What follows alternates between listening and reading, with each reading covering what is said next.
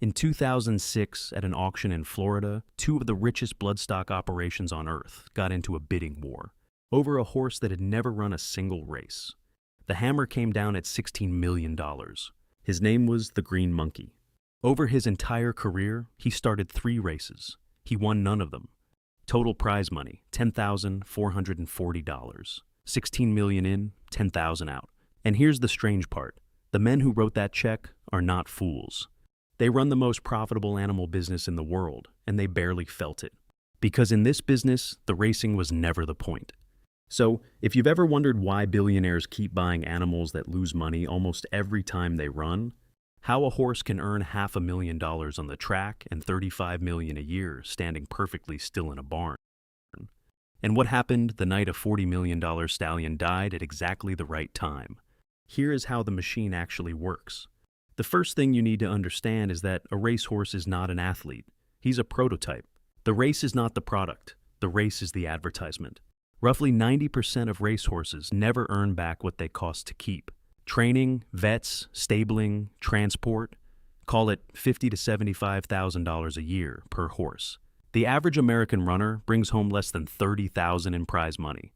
Owning one is like owning a yacht, except the yacht can break its own leg. Across North America, owners spend around $3.4 billion a year keeping horses in training to chase purses worth less than half of that. As an industry, the sport loses money by design. So why would anyone rational buy in? Because you're not buying a runner, you're buying the exclusive right to copy him. And the copies are where the money lives. Here's the math that flips the whole business. A great colt races for 2, maybe 3 seasons. Even a champion tops out at a few $1 million in purses. The Kentucky Derby, the most famous race on earth, pays its winner about $2 million. Now, retire that same champion to the breeding shed. A top stallion covers a book of 100 to 200 mares a year. Each mare's owner pays a stud fee, $10,000 at the bottom of the market, several $100,000 at the top, per attempt. And the mare's owner is making the same bet one level down. Pay the fee, raise the foal, and pray it sells at auction for more than it costs to make. Every layer of this market sells hope to the layer below it. Take a fee of $100,000 and a book of 150 mares. That is $15 million a year for a job that takes about 15 minutes. No jockey, no 40-mile-an-hour falls, no photo finishes. And it gets better. Every winter, the best stallions are flown to Australia, where the seasons are reversed, and they breed a second full book in the southern hemisphere. 2 seasons a year, every year, for 15 years. Which brings us to the horse that explains everything. His name is Tapit, a gray stallion standing in Kentucky. As a racehorse, he was good, not great. His career track earnings were about $557,000, and most sports fans have never heard his name. Then he retired. At his peak, Tapit's stud fee hit $300,000, and about 125 mares a year lined up to meet him. That is more than $35 million a year for standing in a paddock. He earned more in an average week of retirement than in his entire racing career. And in Ireland, they took it further. Coolmore's great stallion Galileo became so valuable that his price was simply listed as private. Breeders reportedly paid 400 to 600,000 euros for a single cover, putting his income around 40 million euros a year. One horse, out-earning most of the companies on the Irish Stock Exchange, and he did it for 14 straight years. And once you see the machine, the famous numbers stop being crazy and start being obvious. In 1973, Secretariat, the greatest racehorse who ever lived, was syndicated for $6.08 million, 32 shares, 190,000 each. Here's the detail everyone misses. The deal was signed before he won the Triple Crown, and the contract required him to retire at the end of that season. The most electrifying athlete in America was pulled off the track at 3 years old, because every extra race was an uninsured risk to the breeding asset. In 2018, Justify did it one better. He won the Triple Crown undefeated, raced for a grand total of 112 days. And Coolmore paid $75 million for his breeding rights. 6 races, $75 million. He never ran again. Frankel, the highest-rated racehorse of the modern era, retired unbeaten in 14 races, and now covers mares at 350,000 pounds each. And the government's played along. In 1969, Ireland's finance minister made stallion stud income completely tax-free, not reduced. Zero. For nearly 40 years, the best stallions on earth stood in Irish barns earning tens of millions, untaxed, until the EU ruled it illegal state aid in 2008. That one law built Coolmore into the superpower of world breeding. America runs the same game with different paperwork. A racehorse in the US can be written off over just 3 years. And under current rules, a buyer can deduct 100% of the purchase in year 1 against any income. For a certain kind of wealthy buyer, the horse is a tax instrument with a heartbeat. By the mid-'80s, this logic inflated a genuine bubble.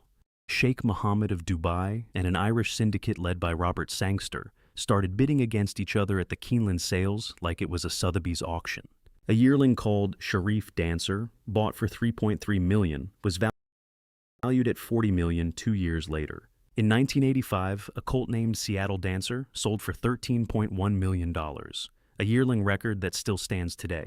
Nearly everything in that sale ring traced back to one small Canadian stallion, Northern Dancer, whose own stud fee had climbed toward $1 million a cover, money up front, foal not guaranteed. Then belief ran out. By 1990, the top price at that same sale was under $3 million. Same horses, same speed. The only thing that crashed was the story. But the machine has one flaw, and the flaw is biology. Speed does not photocopy. Fusaichi Pegasus won the Kentucky Derby in 2000, and Coolmore paid a record $70 million for him, the most ever spent on a racehorse. He entered the breeding shed at $150,000 a mare. Then his foals grew up and started racing. They were fine, just fine. The market noticed immediately. His fee was cut to $75,000, then $45,000, then $15,000. He spent the last 8 years of his career covering mares for $7,500, a 95% markdown, and the $70 million was never coming back. Remember the green monkey? Same buyers.